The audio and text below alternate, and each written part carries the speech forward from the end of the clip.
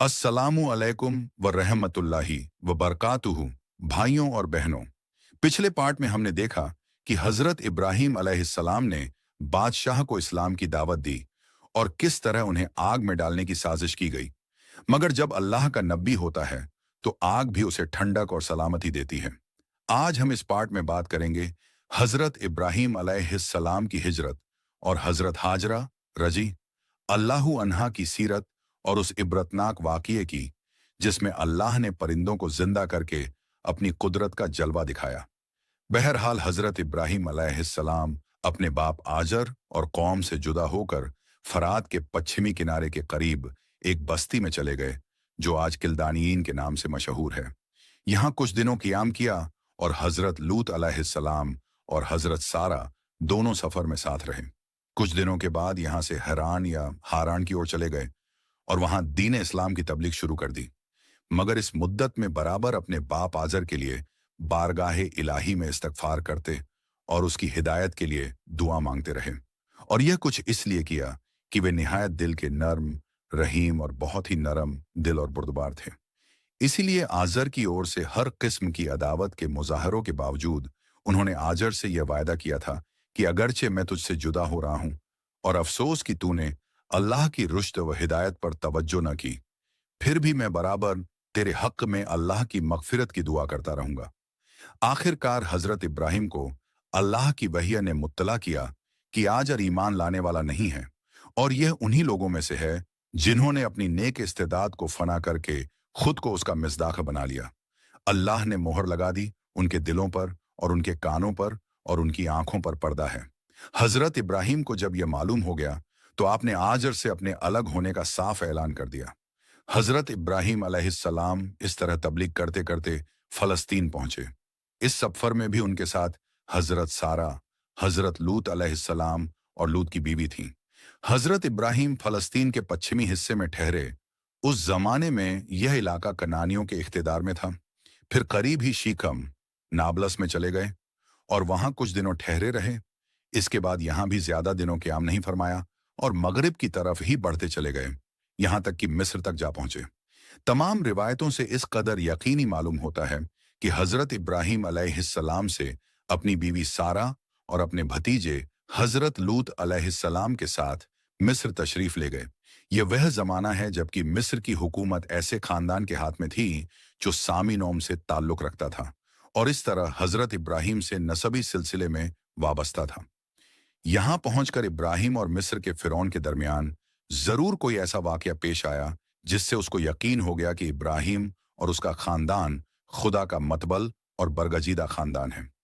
यह देखकर उसने हजरत इब्राहिम अलैहिस्सलाम और उनकी बीवी हजरत सारा का बहुत एजाज किया और उनको हर किस्म के माल व मता से नवाजा और सिर्फ इसी पर इक्तिफा नहीं किया बल्कि अपने कदीम खानदानी रिश्ते को मजबूत और मुस्तहकम करने के लिए अपनी बेटी हाजरा को भी उनसे ब्याह में दे दिया, जो उस जमाने में रस्म व रिवाज के एतबार से पहली और बड़ी बीवी की खिदमत गुजार करार पाई।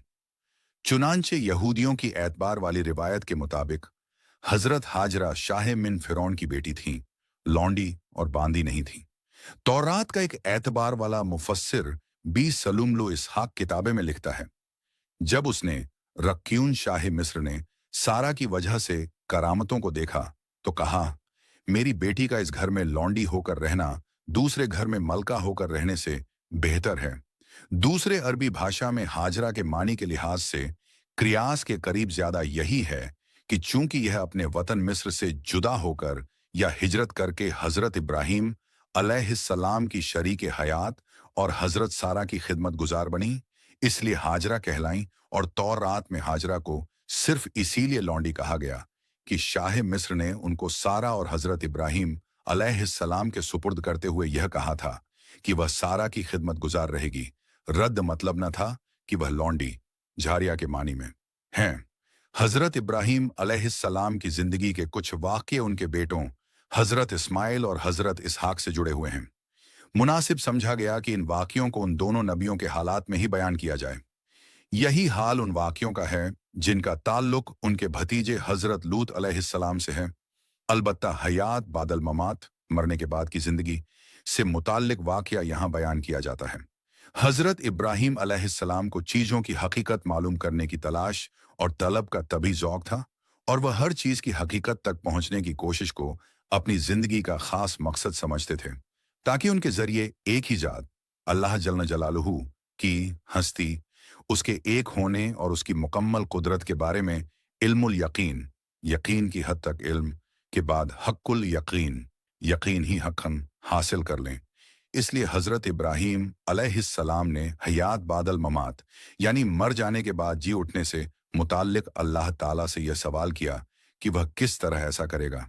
अल्लाह ताला ने इब्राहीम से फरमाया, ऐ इब्राहीम, क्या तुम इस मसले पर यकीन और ईमान नहीं रखते? इब्राहीम अलैहिस्सलाम ने फौरन जवाब दिया, क्यों नहीं, मैं बिना किसी संकोच के इस पर ईमान रखता हूं। लेकिन मेरा यह सवाल ईमान व यकीन के खिलाफ इसलिए नहीं है कि मैं इल्मुल यकीन के साथ साथ ऐनुल यकीन और हक्कुल यकीन, अगर किसी मसाले के बारे में दलील व बुरहान के जरिए ऐसा इल्म हासिल हो जाए कि शक व शुबहा जाता रहे, तो इस कैफियत को इल्मुल यकीन कहा जाता है।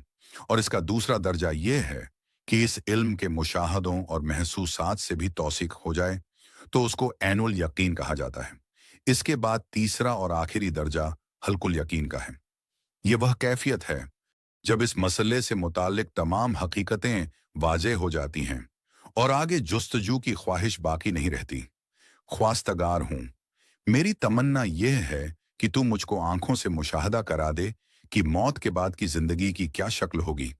तब अल्लाह ताला ने फरमाया कि अच्छा, अगर तुमको उसके मुशाहद की तलब है तो कुछ परिंदे लो और उनके टुकड़े टुकड़े करके सामने वाले पहाड़ पर डाल दो, और फिर फासले पर खड़े होकर उनको पुकारो। हजरत इब्राहीम ने ऐसा ही किया। जब इब्राहीम अलैहिस्सलाम ने उनको आवाज दी, तो उन सब के टुकड़े अलग अलग होकर फौरन अपनी अपनी शक्ल पर आ गए और जिंदा होकर हजरत इब्राहीम अलैहिस्सलाम के पास उड़ते हुए चले आए। यह वाकया सूरह बकरह की आयत 260 में बयान हुआ है। हजरत इब्राहीम अलैहिस्सलाम के बड़े बेटे हजरत इस्माइल की विलादत के वक्त उनकी उम्र 87 साल थी, और दूसरे बेटे हजरत इसहाक की विलादत के वक्त उनकी उम्र पूरे 100 साल थी। हजरत इब्राहीम अलैहिस्सलाम ने हजरत सारा और हजरत हाजरा के अलावा एक और शादी की, जिनसे उनके यहाँ 6 बेटे हुए। उनकी नस्ल अपनी मां के नाम पर बनी कतूरा कहलाई। हजरत इब्राहीम की कुल उम्र 175 साल हुई। वह हबरून यरूशलेम के करीब एक जगह में मदफून दफन किए गए हैं।